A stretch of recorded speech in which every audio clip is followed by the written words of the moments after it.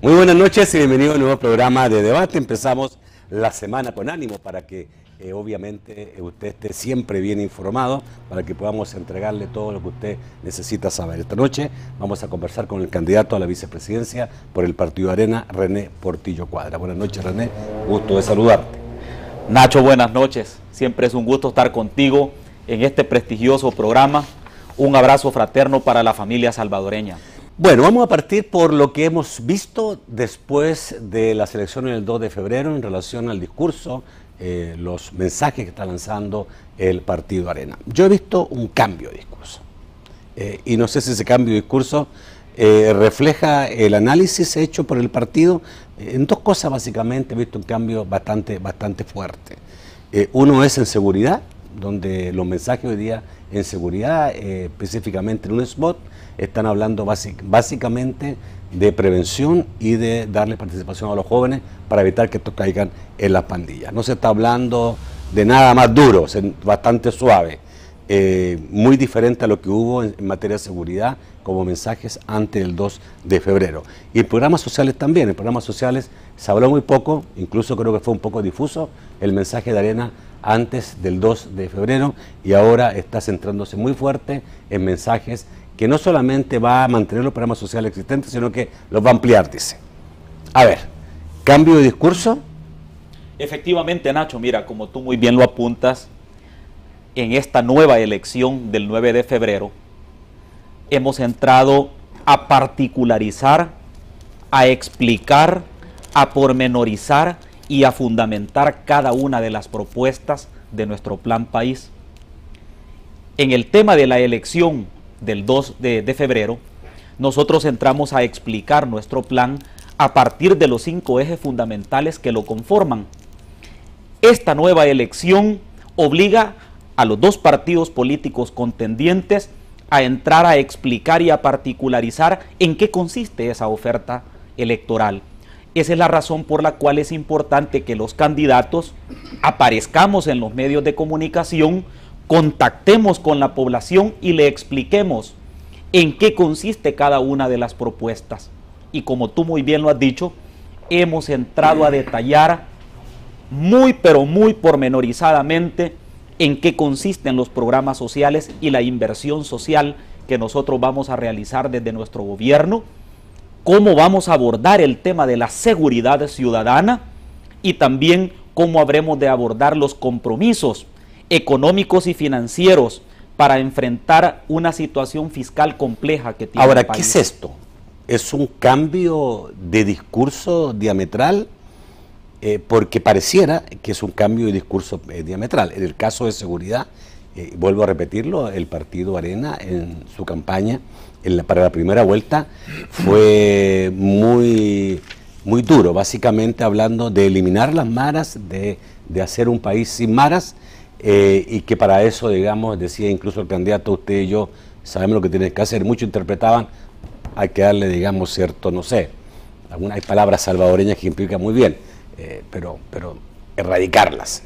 Y eso era un sinónimo de mano dura, era la posición del candidato que tenía una mano dura, aunque obviamente a nadie le gusta ese término, en contra de las maras en el país. Hoy día parece que es todo lo contrario. Hoy se asemeja mucho al discurso del FMLN que tuvo antes y que sigue manteniendo ahora en lo que es la segunda vuelta. Lo mismo en los programas sociales. Entonces uno dice, es que le está copiando en Arena al partido FMLN en lo que es su campaña, porque la campaña de la FMLN es la que fue exitosa y no la Arena. Mira, Nacho, quisiera invitar a todos los salvadoreños para que a través del internet puedan consultar nuestro plan de país, nuestro programa de gobierno. Ahí se explican desde el principio que nosotros en el tema de los programas sociales los vamos a continuar, vamos a mejorarlos y vamos a ampliarlos. Lo que nosotros siempre hemos dicho es que los programas sociales no son malos. Los que son ineficientes son quienes lo conducen. Y por lo tanto, cuando se habla de los programas sociales, lo importante es que esos programas vayan encaminados, vayan dirigidos a quienes realmente los necesitan, por una parte. Y por otra parte, hay una diferencia fundamental en el enfoque que hace el partido de gobierno con el enfoque que nosotros hacemos de los programas sociales. Nosotros estamos hablando de un concepto que va más allá de los programas sociales, que se denomina inversión social para la erradicación de la pobreza. Los programas sociales per se no sacan de la pobreza a nadie, pero la inversión social sí es capaz de disminuir sensiblemente ese mal social de la pobreza, de la exclusión y de la marginalidad. Cuando nosotros, por ejemplo, abordamos el tema de los programas sociales, no solo decimos que los vamos a continuar, que los vamos a financiar, que los vamos a mejorar, que los vamos a ampliar a todo el territorio nacional, sino que también estamos diciendo que apuntalado a ello hay una serie de programas que van a ayudar al alivio de la pobreza. Por ejemplo, pensar que vamos a sacar de la pobreza a miles de familias agricultoras únicamente entregándole un saco de fertilizantes o de semilla es irreal, es iluso. Podrán pasar toda su vida recibiendo ese saco de abono, de fertilizantes o de semilla y jamás van a vencer la pobreza. Por lo tanto, el enfoque que nosotros hacemos es que en el área rural tiene que haber electrificación donde no la hay. Tiene que llevarse agua potable donde no la hay. Tienen que llevarse caminos y carreteras que sean transitables y que le den no solo seguridad física, sino que también las vías de comunicación son las venas por donde pasa el desarrollo económico y social de los pueblos. Pero también estamos hablando de acceso al crédito, también estamos hablando de asistencia técnica, también estamos hablando de dar un paso más allá de la agricultura, que es la agroindustria. Por lo tanto, nosotros no hemos venido a hacer un nuevo discurso en esta nueva elección. Eso está planteado desde nuestro plan país y usted, amigo televidente, hermano, puede ver que eso estaba desde el principio en nuestro plan. Ok, ¿qué es lo que les dice usted? Pero me hiciste dos preguntas y solo te he contestado una. Te voy a contestar la segunda. En el tema particular de la seguridad. Mira, nosotros, y la última vez que yo estuve contigo, que fue justamente antes del 2 de febrero, tú me hiciste una pregunta que se parece a esta. ¿Cómo van a abordar el tema de la seguridad? Y yo te dije, lo vamos a hacer a través de dos proyectos. Uno, que se llama prevención del delito. Y dos, uno que se llama combate eficaz a la delincuencia. ¿Cómo se desarrolla la prevención del delito? Que es el tema de la inserción y de los spots. Mira, cuando se invierte en la prevención del delito, se invierte en educación, en recreación, en cultura, en espacios públicos, en oportunidades laborales, en capacitación. Eso te da una visión holística de lo que es la prevención del delito. Y el combate eficaz a la delincuencia significa que vamos a aplicar la ley a aquel que se haya equivocado. Ok. Sobre todo para evitar la impunidad. Eso no se diferencia en nada de lo que ha dicho el partido de FMLN. En nada. Mira, sí se diferencia en algo. No, permíteme, sí se diferencia en algo. Por supuesto que sí. Y hay que aclarárselo a la población. Bueno, mira. El fin de semana hubieron 37 muertos, 37 muertes violentas. Dice el ministro de Seguridad que fundamentalmente son personas que han pertenecido a las pandillas. La pregunta es una sola. ¿El FMLN está apoyando que estas personas no se maten o que se maten? Esa es la primera pregunta. Bueno, a lo mejor... ¿Por qué te hago esa pregunta? Porque las personas, independientemente que pertenezcan a las pandillas o no, son seres humanos y tienen derecho a vivir. También ellos tienen hijos, tienen una familia. Entonces, ¿el FMLN ha invertido en prevención? No, no ha invertido en prevención. Ha dejado que se maten. Nosotros queremos que no se maten. Nosotros ¿A través de qué? ¿De una tregua? Es que mira, la figura de la tregua es una modalidad. La forma en que no se maten es una tregua, ya se probó. Sí, pero mira, una precisión, Nacho. En este momento hay tregua y se siguen matando. La pregunta ¿es exitosa la tregua entonces? No, Nacho, no es exitosa ni siquiera para ellos porque ellos se siguen matando. Okay. Nosotros lo que queremos es darles oportunidades para que estas personas salgan de esa espiral de violencia. ¿Sí? Hay diferencia. Okay. Quiero precisar en esto porque obviamente el mensaje que nos estamos escuchando hoy día, el que no estamos escuchando por parte del candidato de Arena o de la fórmula de Arena, es que la tregua bajo ningún punto de vista porque es ilegal, ilícita y no se negocia a espaldas de la sociedad. Eso es lo que usted fueron muy repetitivos en la primera vuelta electoral. Eso por un lado, Nacho. Y por Mi otro lado, Mi pregunta, ¿eso ha cambiado? ¿Que hoy Mira, día no se dice? Mira, quiero regresar a la respuesta porque creo que no me di a entender. Cuando nosotros hablamos del tema de la tregua, estamos hablando de algo que es exitoso o que no es exitoso. La visión es una sola. Si hubiera tregua para que no se maten entre las principales pandillas, ¿por qué hay 37 muertos? Pero, que los ponen ellos. Perdón, ¿Sí? ¿cuál es el problema? ¿La tregua o el éxito o no de la tregua? Mira, o sea, si la tregua es exitosa, pregunta. La tregua es buena. Si la tregua no es pregunta. exitosa, es mala. No. El problema no es la tregua, entonces. Mira, cuando uno ensaya una política pública, la mide a partir de sus resultados, no de la perspectiva que tú tengas de ella o no. Por lo tanto, si la tregua no ha sido exitosa porque todavía hay un baño de sangre en el país, quiere decir entonces de que tenemos que ensayar nuevas políticas públicas que sean eficaces. O sea, que Arena pudiera ensayar una tregua exitosa. Es que mira, el tema de la tregua es relativa. La sola expresión de la tregua es relativa. Por eso digo. Te voy a decir por qué. Te voy a decir por qué el fracaso de la seguridad pública en estos 5 años y quizás más allá de estos 5 años, porque hay que ser franco en este tema. Mira, el gran problema ha sido que el gobierno del FMLN ha dicho que ha invertido en prevención. Yo haría 2 preguntas básicas. A los alcaldes, donde se les ha dicho de que se les va a apoyar con los municipios libres de violencia, ¿se les ha dado esta ayuda por parte del gobierno? La respuesta es no. Ok, si el la gobierno... segunda pregunta, permíteme, la segunda pregunta.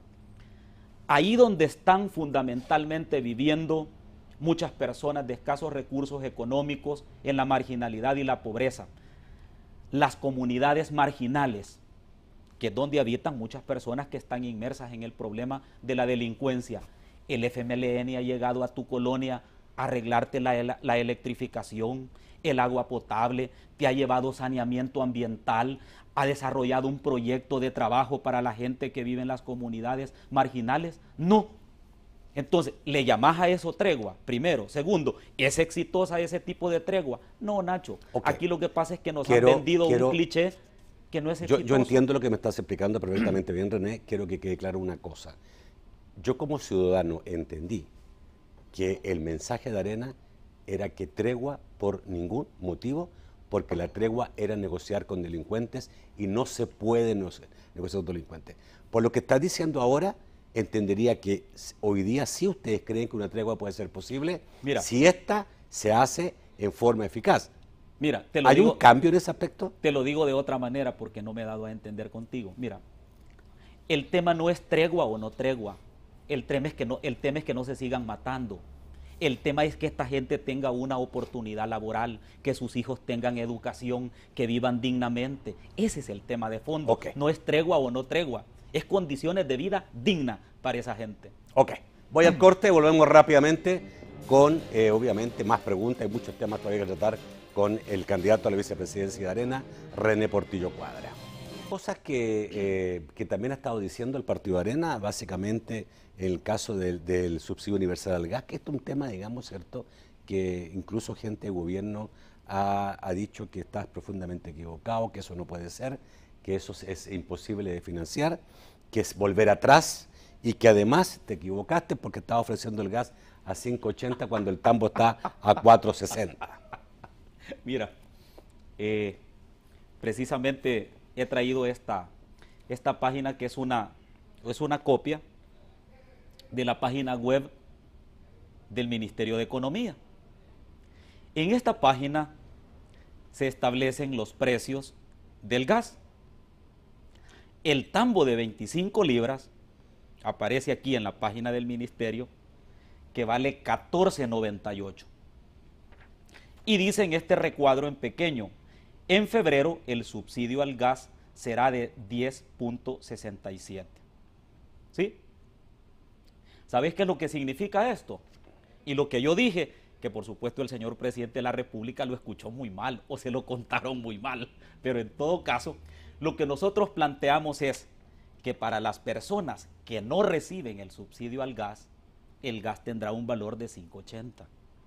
Y para las personas que reciben el subsidio, continuarán recibiéndolo como hasta este momento lo han hecho. Pero como esto se trata de política y de tergiversar las cosas, mira, uno lo entiende. ¿Sabes quién no se equivoca? Es el pueblo salvadoreño. Quien no se deja engañar de esos artificios y de ese juego de palabras que caracterizan a aquellas personas que se han vuelto habitualmente mentirosas. Por eso te traje e imprimí esta página, que es la página web del ministerio, donde claramente se dice cuál es el subsidio y cuál es el precio real de venta para las personas que no reciben el subsidio. Te voy a decir la otra cosa. ¿Se puede hacer esto? Porque obviamente sí, eso implicaría un subsidio en términos monetarios mucho más grande que el que se está dando ahora, porque ahora está focalizado. Te lo voy a responder no con mis palabras, te lo voy a responder con el informe que en septiembre dio el Fondo Monetario Internacional sobre el tema de las finanzas públicas en El Salvador. Y planteaban con un titular que salió en los periódicos que el problema en El Salvador no era la ausencia de dinero en el Estado, era la forma en que se gastaba. Y ellos aludían perfectamente al tema del despilfarro, al tema de muchos recursos que se drenan y que no llegan al aparato productivo ni tampoco a los sectores sociales, con los cuales, reorientándolos bien, se pudiera llegar a dar más subsidios. Todavía incluso se pueden alargar los programas sociales en términos cualitativos y cuantitativos, teniendo un recurso de austeridad que sea capaz de financiar estos recursos. Por cierto, aprovecho para decirte algo. Con este problema que está ocurriendo en Venezuela, se ha quebrado totalmente el esquema de los programas sociales del FMLN. Porque si tú recuerdas, Nacho, si tú recuerdas, y te lo voy a citar con fecha, si tú recuerdas, el lunes 2 de septiembre del 2013, el diario El Mundo publica esto, que dice: FMLN ofrece financiar plan con deuda de Petrocaribe. Aquí está. Lo que está diciendo en la 30 convención del FMLN el candidato a la presidencia de ese partido es que los programas sociales los van a financiar por un monto de 640 millones de dólares con dinero de Venezuela. Venezuela se encuentra en este momento en un caos económico, político, jurídico, de estabilidad, que es prácticamente un país inviable. Entonces, cuando el FMLN dice, e invito a los televidentes a que entren al internet y consulten el lunes 2 de septiembre del 2013 las palabras del candidato a la presidencia del partido oficial, que dice: en la actualidad la factura petrolera del país asciende a 1.600 millones de dólares, lo que significará que el Estado de ellos va a disponer cada año de 640 millones para inversión interna. Explicó el aspirante por el FMLN: con estos recursos vamos a financiar y ampliar al 50% las inversiones en educación, duplicar las inversiones en seguridad pública y en programas sociales. Quiere decir entonces que con todo este problema que está viviendo Venezuela, ya es inviable los programas sociales. Y esa es otra diferencia entre la propuesta de ellos y la propuesta de nosotros. Mientras ellos están diciendo que van a financiar los programas sociales con préstamo de 640 millones que Venezuela les va a dar, nosotros le estamos diciendo: nosotros vamos a generar las condiciones en el país para volver autofinanciables el financiamiento de los programas sociales. René. No, pero te voy a responder el cómo, porque una cosa es que yo te lo diga y otra cosa es que te conteste cómo lo vamos a hacer. Y te voy a decir el cómo. Nosotros vamos a realizar 3 proyectos fundamentales a partir del 1 de junio que tome posesión Norman como presidente. El primer proyecto es la ampliación de la base tributaria. El segundo proyecto es la creación de empleos. Solo en un país donde se crean más empleos hay más personas tributando. Y lo más importante, un programa real de austeridad gubernamental que nos permita por lo menos ahorrar 150 millones de dólares al año para poder contribuir al financiamiento de los programas sociales. Eso no te lo ha dicho el partido oficial ni te lo dirá. Ok, ya me lo dijiste. Y mi pregunta es: ¿por qué volver el subsidio a sectores que no lo necesitan? Bueno, mira, nadie ha dicho que no lo necesitan. el que lo estás diciendo eres tú. Bueno, pero yo te puedo asegurar. A ver, ¿se entiende? No, que no si se tú dices, entiende. a ver, si tú dices universal, le va a llegar entonces al 20%, al 20% de la gente que sí puede pagar el subsidio, puede pagar sin subsidio. Mira, Nacho, te quiero decir una cosa. Hay miles de salvadoreños que nos están escuchando en este momento, que gustan de tu programa, yo también, que responden a una clase media que ha sido severamente golpeada en estos 5 años y que en vía de regreso no ha obtenido ningún beneficio. No hablo de clase media, estoy hablando del 20% con mayor recurso del país. Yo sí te estoy hablando de la clase media, a quienes se le quitó el subsidio al gas y que ahora hacen un esfuerzo económico para comprar el gas a ese precio que dice el ministerio que lo está dando. Por lo tanto, aquí de lo que se habla es de ampliar este precio a aquellas personas que realmente lo necesitan. Te voy a citar otro argumento. Perdón, no universal entonces. Te voy a citar universal es para todos. Por supuesto, te voy a citar otro argumento. Mira, cuando nosotros después de 5 años hacemos una evaluación del subsidio al gas, nos damos cuenta que durante 5 años se ensayaron 5 modalidades distintas para dar el subsidio al gas y aún así no termina de llegar a las personas que realmente lo necesitan. Yo te quiero mandar un mensaje, amigo y amiga, tú que tienes un comedor, tú que tienes una pupusería, tú que tienes tu negocio de venta de tortillas, ¿tú te sientes satisfecha del subsidio al gas que te ha dado este gobierno? ¿Sabes lo que dicen las personas que compran su comida fuera de su casa porque trabajan y que compran su almuerzo en lugares aledaños a su trabajo? Ahora están comprando la comida más cara que hace 5 años. ¿Sabes por qué? Porque es obvio que la señora dueña del comedor tiene que dar más caro el plato de comida porque compra más caro el gas. Okay. ¿Y eso quién lo termina pagando? Permíteme. ¿Quién lo termina pagando? Lo termina pagando el pueblo. René, necesito cerrar este tema, si no quedan las cosas un poco sueltas. La verdad que quedan sueltas. ¿Universal o no? Mira, ¿cuál es tu posición? O vamos a ampliar, te lo voy a decir con una palabra. Pero, sí, vamos a ampliar el subsidio a la mayor cantidad de personas que lo necesiten. Ok, entonces no es universal. ¿Sí? No es universal. Por ejemplo, para ti no, yo no lo aprobaría para ti. Por eso, ahorita para ti tampoco. O sea, no es universal. Por supuesto que no. Es que tenemos que ser claros. Claro. O sea, no es universal. Por supuesto que no. Ok. Y hay miles de familias en la costa que no lo están recibiendo y viven enramadas. Y son pobres y tampoco lo reciben. Es igual que el caso del subsidio al transporte.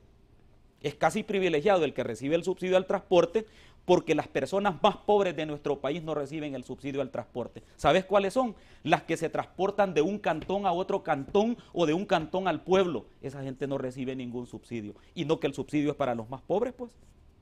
Ok. Vamos al corte, volvemos rápidamente y cambiaremos, por supuesto, de temas.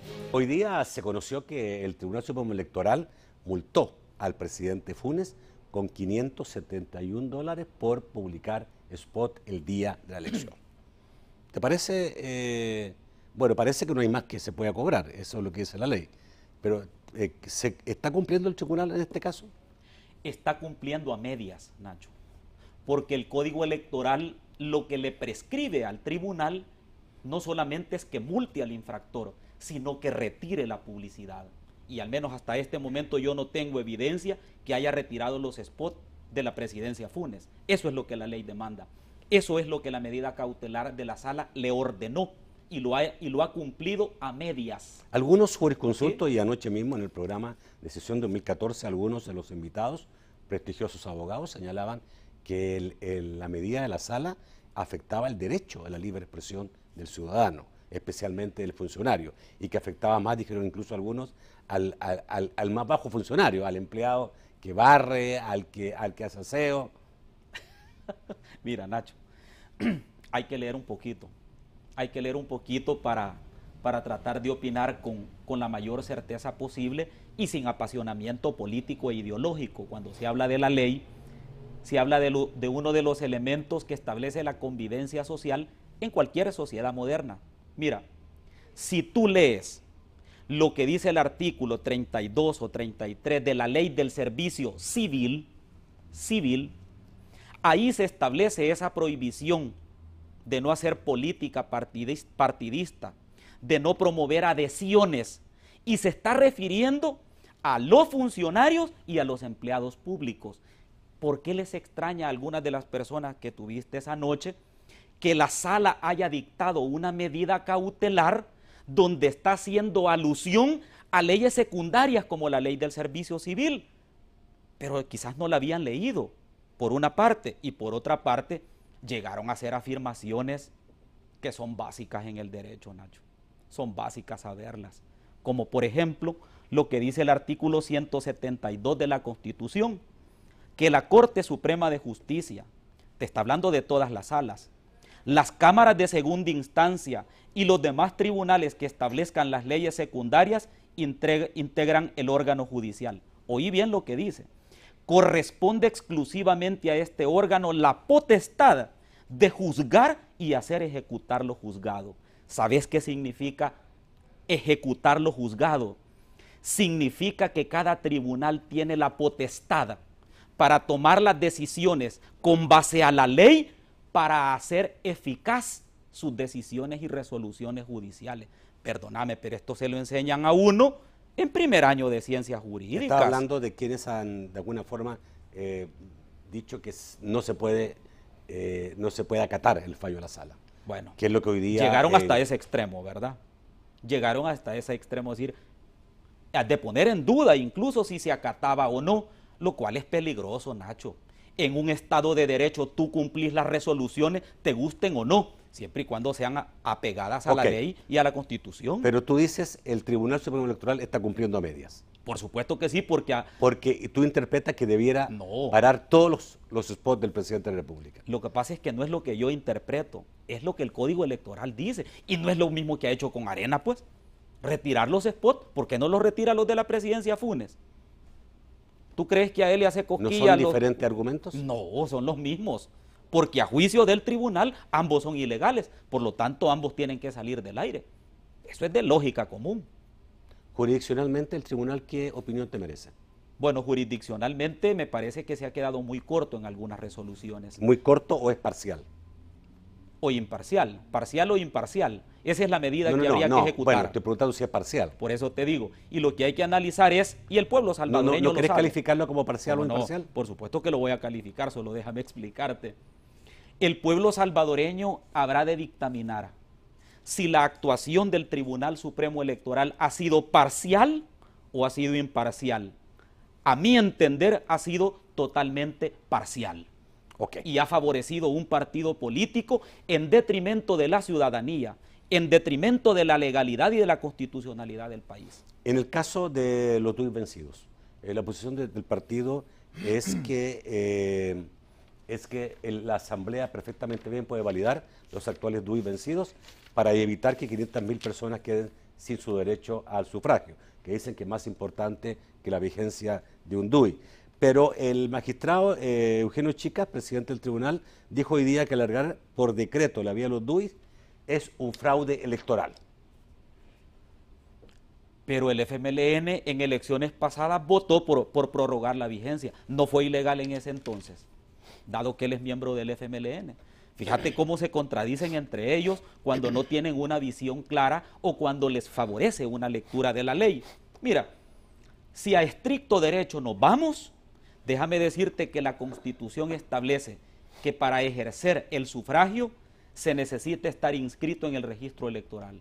No te dice de que debas de tener DUI. ¿Tú te acuerdas, por ejemplo, la interpretación que hace la sala cuando dijo de que los diputados no necesariamente debían de pertenecer a un partido político para ser candidatos a diputado?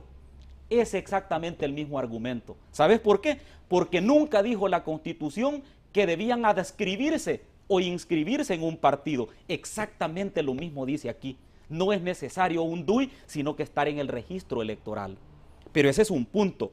Pero vamos al otro punto. Mira, Nacho, hay un aforismo jurídico que a mí me gusta, que dice que cuando la justicia y el derecho entren en conflicto, será siempre la justicia antes que el derecho. Este es un tema de justicia.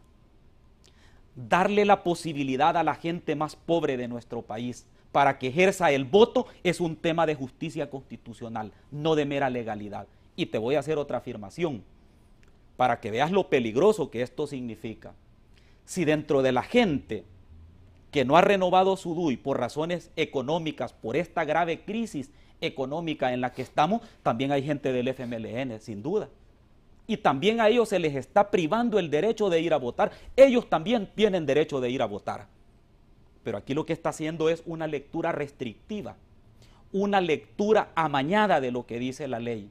Y por eso es que teniendo ellos los votos, pues entonces se niegan a darle una prórroga. Entonces aquí lo que estamos hablando es que el pueblo salvadoreño debe de tomar muy en cuenta que la gente que no hay, mucha gente que no ha ido a renovar su DUI, es porque los $10 y fracción que cuesta la renovación no los tienen, no los tienen. Por lo tanto, repito, estamos hablando de un tema de justicia. Pero parece que hay una lectura partidista, ¿no? ¿Por qué? Que voten los 500.000 más salvadoreños le favorecería a Arena, que no voten le favorece a Arena y le favorece al FMLN. Mira, es la lectura que se está haciendo.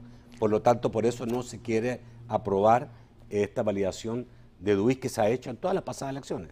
Es una lectura en la que no existe una comprobación de lo que me estás diciendo. Claro, no lo estás diciendo tú has escuchado que han esgrimido esa razón, pero no, nadie sabe a ciencia cierta si las personas que tienen DUI vencido son de un partido o son de otro. Lo que yo te puedo decir como ciudadano, más que como candidato, como abogado, es que esas personas tienen el derecho de ir a votar, independientemente del partido del que sean. Ok, tengo muy poco tiempo y dos temas, pero me gustaría tocarlos que sea rápidamente. Uno es, ¿qué pasa con Unidad? ¿Hay acercamientos oficiales o no ha habido acercamientos? Hay acercamientos con todos los partidos políticos, incluyendo con el Movimiento de Unidad, pero también con el PDC, con el PCN y con Gana. ¿O con la directiva de esos partidos? Por supuesto, mira, ayer por ejemplo, ayer domingo hicimos una actividad en Apopa y otra en Ilopango, en Altavista. En ambos eventos nos acompañaron dirigentes y estructura de Gana, sí, del PCN, del pero PDC. Estamos hablando de los máximos directivos.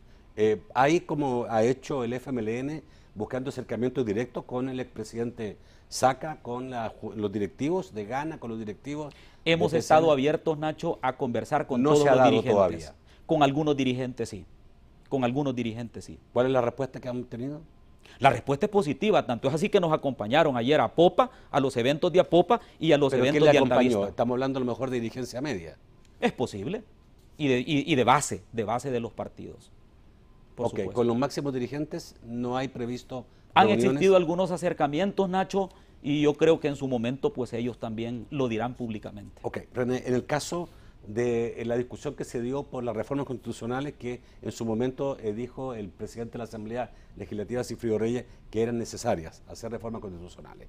Por ahí surgió Mario Castillo, quien fue secretario general del partido FMLN, señalando de que aquí lo que, para no entrar en problemas, para no entrar, digamos, cierto, en dolores de cabeza ni dramatismo, porque los partidos no se ponen de acuerdo, los dos, y dicen esto se puede hacer y esto otro no se puede hacer, y así vivimos todos contentos. No, nosotros hemos dicho claramente que nosotros no pretendemos reformar la Constitución, a no ser que esa reforma sea producto de un amplio consenso nacional.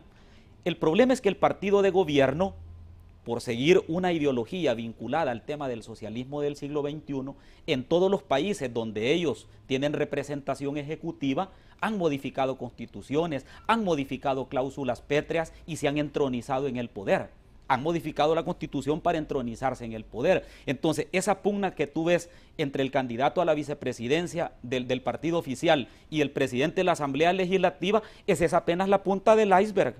¿Por qué? Porque entre ellos hay una pugna sobre ese tema que no termina de concluir. Y lo único que evidencia es que ellos no tienen claro cuál es su programa de gobierno en el tema de gobernabilidad y de institucionalidad. No es prioridad para ellos. Por eso dicen, nosotros vamos a hacer referéndum, plebiscito, vamos a reformar la Constitución, y mira qué mal mensaje, porque este no es un tema simplemente de institucionalidad democrática, este es un tema de empleo, este es un tema de economía. ¿Por qué crees que no vienen las empresas extranjeras a invertir en estos últimos 5 años al país? Porque tienen miedo. Fíjate que después del resultado de la primera vuelta, automáticamente cae la calificación de los bonos del Salvador. ¿Por qué? Porque un eventual gobierno del partido oficial desmotivaría totalmente a la gran empresa. Obviamente la Constitución siempre es posible reformar de acuerdo a como la ley lo señala. Si mañana el FMLN le firma a usted un documento o habla públicamente señalando con toda precisión y reiteración, no vamos a reformar las cláusulas pétreas de la Constitución? Ah, mira ¿Se acaba el problema? Mira qué pregunta más interesante. ¿Se acaba el problema? Esta. Mira qué pregunta. Y no te lo dijeron en el 2009 que no iban a atentar contra la institucionalidad. ¿Quiénes fueron los diputados? ¿De qué fracción hicieron aquella comisión para destituir a los magistrados?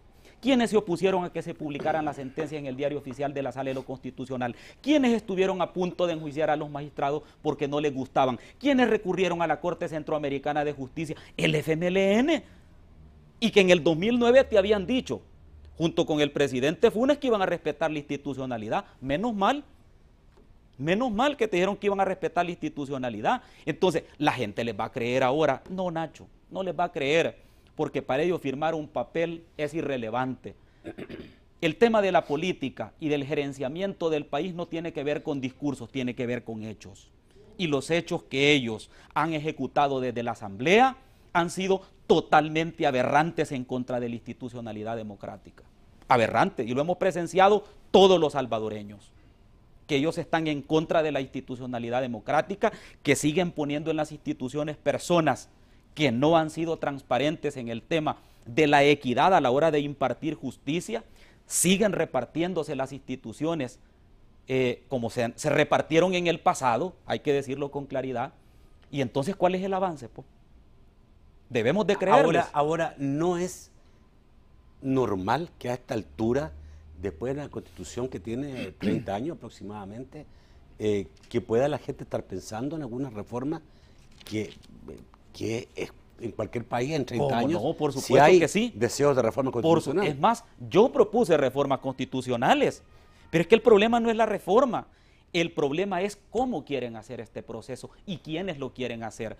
¿Tú crees que realmente el partido oficial tiene intención de hacer un gran pacto nacional para hacer una constituyente de amplio consenso? No, ellos lo que quieren es recetarse con todas las instituciones, aprobar medidas como el referéndum, el plebiscito, que realmente van en contra de los preceptos del republicanismo y entronizarse en las instituciones. Y no eso es lo que han estado haciendo. Pero no van en contra de la democracia en el sentido que es la gente la que va a votar por determinada cosa. Claro, por supuesto que sí. ¿Por qué? La participación no es puede que mira, ser, no es el tema no de la participación. Es que no es la participación per se, es la forma de cómo llevan a cabo los procesos electorales.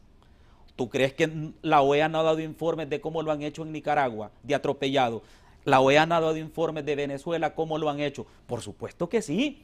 ¿Por qué? Porque esos son los patrones que ellos siguen para reformar las constituciones. Este no es un tema que nos debe de convocar en un aspecto político ideológico. Este es un tema de realidades, y que incluso excede la lógica de los partidos políticos. ¿Por qué? Porque aquellas personas que sistemáticamente han atacado a la sala porque no les han gustado los fallos, esas personas ahora vienen a decirte que van a respetar la Constitución. ¿Tú les creerías?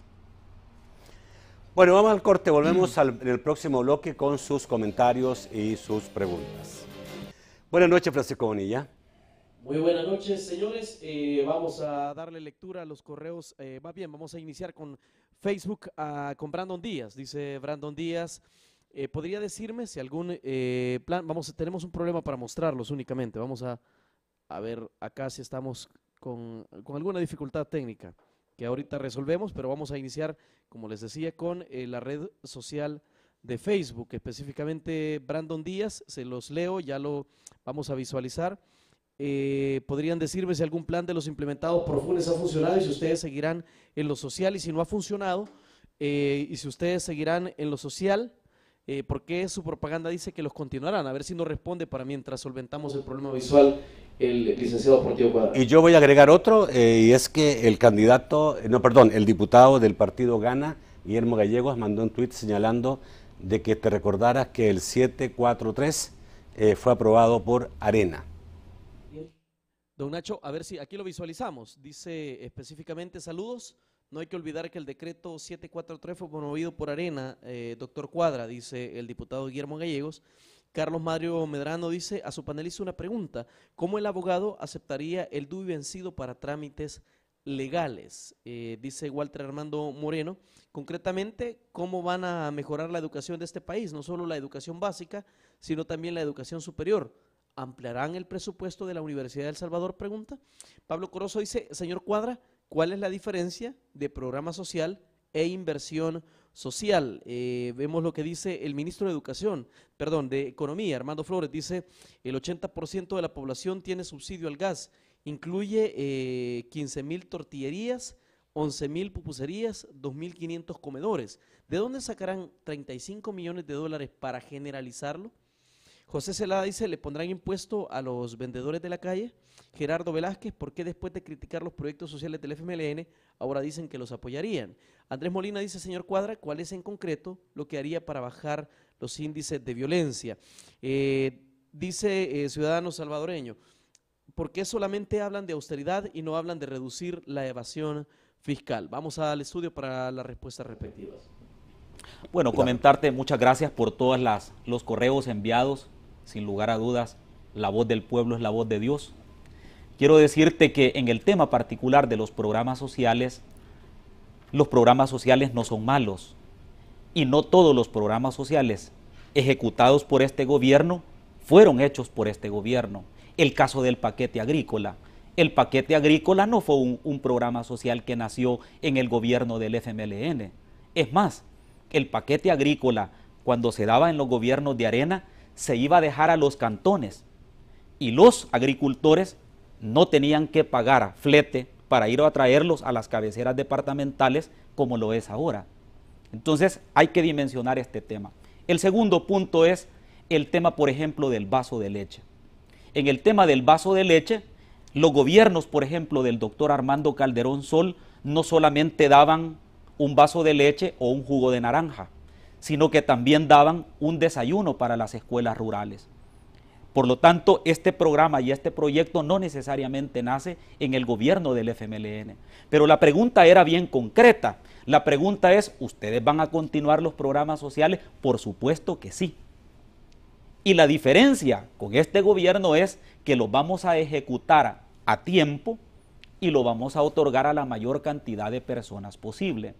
Hay una pregunta que hacía un salvadoreño que decía, ¿de dónde van a sacar el dinero, por ejemplo, para el subsidio del gas? Lo vamos a sacar de ese despilfarro desmedido que tiene el gobierno al cual usted pertenece, en donde hay sendas camionetas blindadas, en donde hay viajes de lujo, en donde hay viáticos excesivos, donde hay pagos de celulares excesivos para funcionarios. De ahí lo vamos a sacar. Y repito, el Fondo Monetario Internacional ha planteado categóricamente, después de realizar exhaustivos estudios de las finanzas públicas de nuestro país, que el tema de fondo en el país no es que el gobierno no tenga el dinero, sino que no sabe cómo gastarlo o lo invierte mal. Y voy a mencionar un ejemplo, porque si no, como que no estoy hablando en el aire. El año pasado el señor ministro de Educación dijo en un informe que él había invertido $1 millón para dar a conocer los logros de la educación en El Salvador. Eso fue un reportaje de 2 páginas de uno de los periódicos de mayor circulación. ¿Cómo vas a invertir en publicidad $1 millón cuando hay escuelas que no tienen energía eléctrica, escuelas que no tienen pupitres buenos, escuelas que solo tienen un baño de fosa para 600 niños? Esa es la realidad. La gente sabe que no estoy mintiendo. Entonces, tú no puedes gastar en publicidad cuando realmente tienes necesidades apremiantes. Ese es un punto. El otro punto importante es con el tema de no solamente hablar de austeridad. Totalmente de acuerdo. No solamente hay que hablar de austeridad, sino también de combatir la elusión y la evasión fiscal. Toda persona que obtiene una renta de manera lícita, por supuesto, está obligado a tributar. Pero el Estado en este momento, el gobierno, lo que ha hecho es lo más fácil: cobrarle a los mismos, a los que ya tiene identificados, generalmente a los asalariados, que no pueden evadir porque les descuentan, pero no ha perseguido a los evasores. Entonces, cuando dicen es que no tenemos herramientas, por supuesto que hay herramientas legales para perseguirlos. Entonces, aquí lo que hay que hacer es ordenar las finanzas del Estado. Y por otro lado, creo que es importante recalcar otra vez el tema de la institucionalidad democrática. Mira, si nosotros no ordenamos la institucionalidad, si no empezamos a respetar nuestras leyes, no va a venir nadie a invertir a El Salvador. Y no se van a crear fuentes de empleo, no se van a crear centros de trabajo. Por lo tanto, el llamado es patriótico, no solo para un partido o para otro, para todos los partidos políticos y para todos los candidatos que ahora estamos en esta segunda vuelta.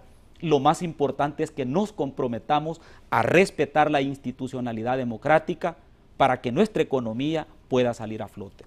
Bueno, al final, digamos, los 35 millones que dijo el ministro de Economía, que significaba más inversión para poder ampliar el subsidio del gas. Claro, es que mira, cuando yo creo, los invito a que ustedes consulten el plan de país de nuestra fórmula presidencial. Ahí se establece con meridiana claridad cuáles son los rubros en los cuales puede haber un ahorro de 150 millones de dólares al año, que son gastos realmente excesivos y que no necesita el país. De ahí se pueden sacar muchos recursos para darle a los asalariados, a la clase media, a la familia que realmente lo necesita el subsidio al gas, para que no solamente lleguen a 4 de cada 10 escuelas el vaso de leche, sino que lleguen a las 10 escuelas. Esa cantidad, por ejemplo, millonaria en spot que está lanzando la presidencia Funes, deberían de ocuparse para que hayan medicinas en los hospitales, para reparar las calles de los cantones y los caseríos, para recuperar la infraestructura de las escuelas. Esa es la realidad.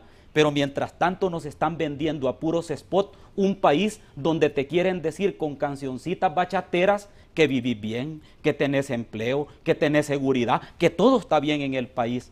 Pero tú sabes que estás viviendo una dura realidad. Y esa realidad hay que cambiarle el 9 de marzo. Alguien también preguntó sobre si se va a poner impuestos a los vendedores ambulantes. Bueno, mira, aquí de lo que se trata es de ordenar las finanzas, pero aquí hay que respetar algo que en derecho se llama el principio contributivo, que supone que el que más tiene, más debe de pagar. Si los vendedores ambulantes apenas sobreviven, porque están agobiados por la extorsión, porque están agobiados porque están comprando caros los productos, sobre todo con esos 18 dólares que le han puesto en las aduanas, que encarecen los productos, y que realmente cada vez tú sientes, como me lo decía ahora una persona de una cooperativa que se entrevistó conmigo, que es de Zapotitán, que ellos hicieron un préstamo al ALBA y que realmente ahora la cosecha de frijol se perdió y que ahora les están prácticamente embargando sus propiedades, les están cobrando por la vía ejecutiva. Entonces eso es lo que no se puede. A esta gente, en lugar de quitarle, hay que ayudarle, pero hay que ayudarle sin compromiso político, para que la gente realmente pueda tener un futuro promisorio y pueda salir de la pobreza. Bueno, gracias René por estar esta noche en este programa. Creo que es importante siempre escuchar a un candidato, como el caso tuyo, un candidato a la vicepresidencia por uno de los partidos principales del país, el Partido Arena. De los que nos gusta venir a los canales, porque la otra fórmula no quiere venir, ni le quiere dar declaraciones a la prensa. Bueno, tenemos invitado, obviamente, y la gente debe saberlo, tenemos invitado al candidato presidencial del partido FMLN y también al candidato a la vicepresidencia. ¿Y crees que ese venga? partido. Esperamos que vengan, sí, por Qué supuesto bueno. que sí. Gracias René, muy amable por estar esta noche. Muchas gracias. Amigos televidentes, los espero mañana, siempre a las 8 de la noche, en un nuevo programa de debate. Muy buenas noches.